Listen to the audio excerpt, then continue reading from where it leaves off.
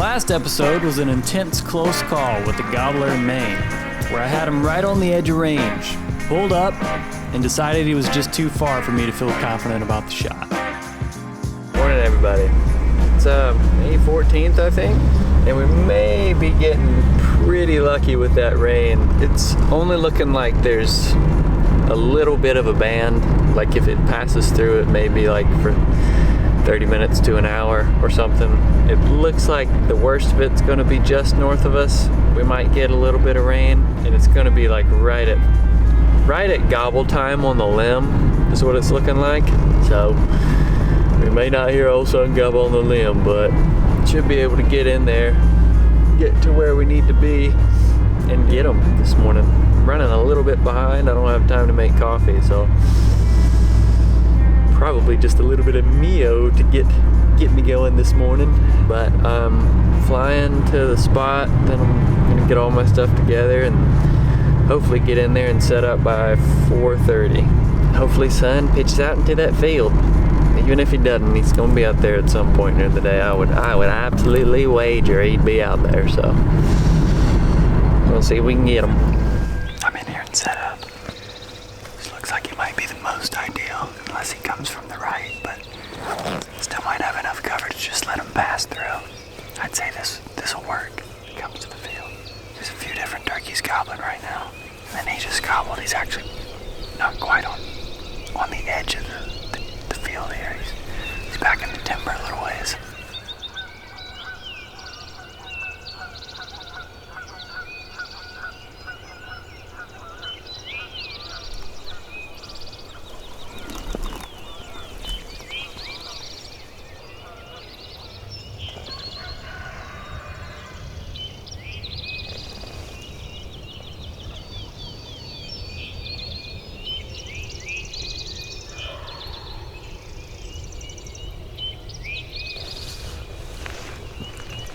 Right back in there, 800 yards in the timber.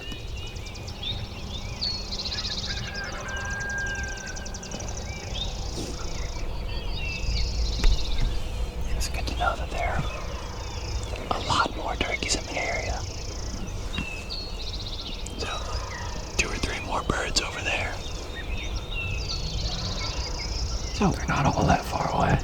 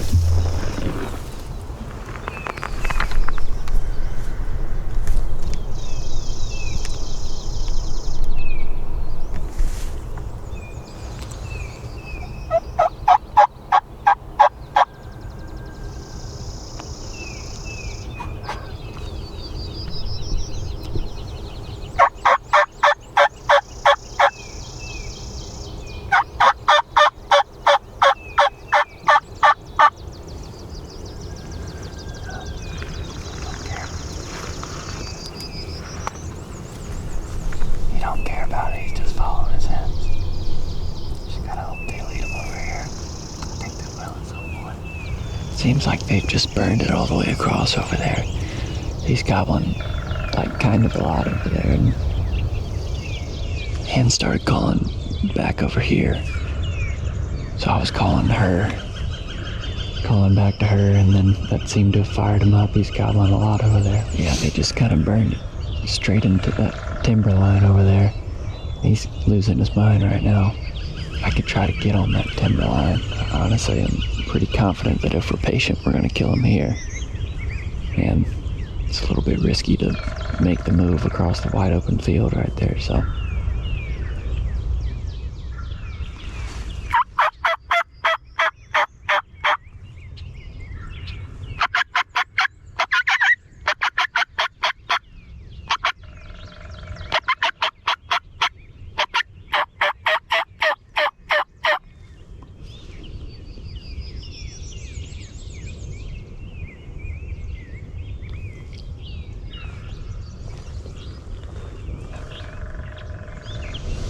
Man, I think we're calling way more than we need to. Oh, but at the end of the day, I just like making them gobble, you know? Oh yeah, they're coming to the field here. This last one here might be right on the edge of it.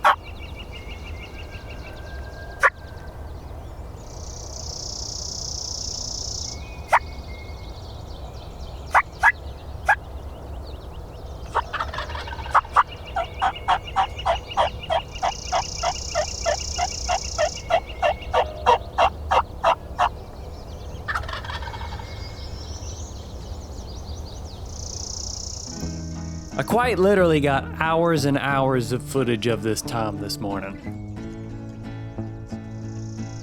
He really did put on quite the show, but eventually some deer worked into the field, smelled me, and busted the whole deal.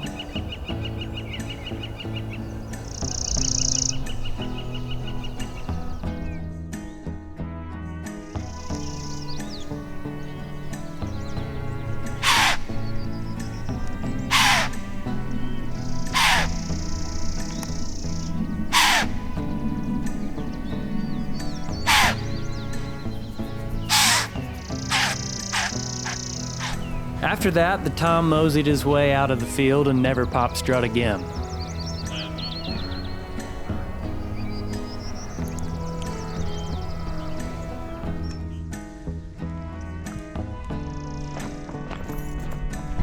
Hello everybody. It's about 3:30. I'm working my way back in here again. It's about the same time I was coming back in here yesterday. He was just out in the field strutting with his hen, so hopefully he's doing the same thing. Bird is gobbling down there. It seems like he's staying down there for a while. I may go try to make a move on him, but I want to avoid calling at that bird because I don't feel like it hasn't done me any good, at least in the wide eyes open like this.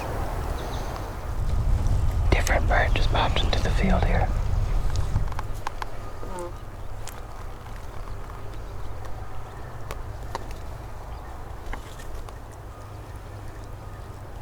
They look like they're walking right at me.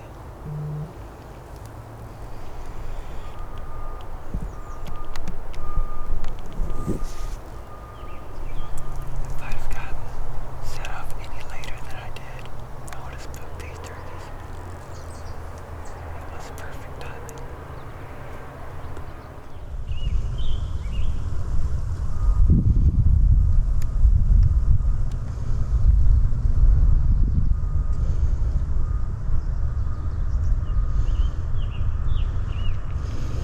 If this wind keeps up, I think we'll get them.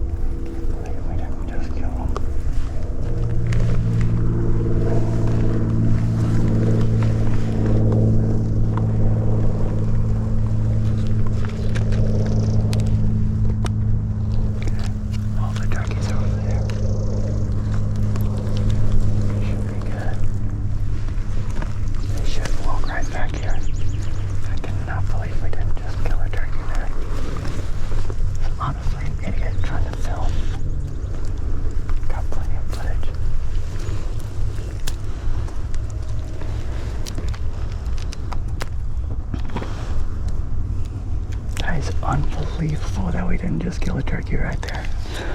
And if I wasn't filming, I would have 100 times killed a turkey.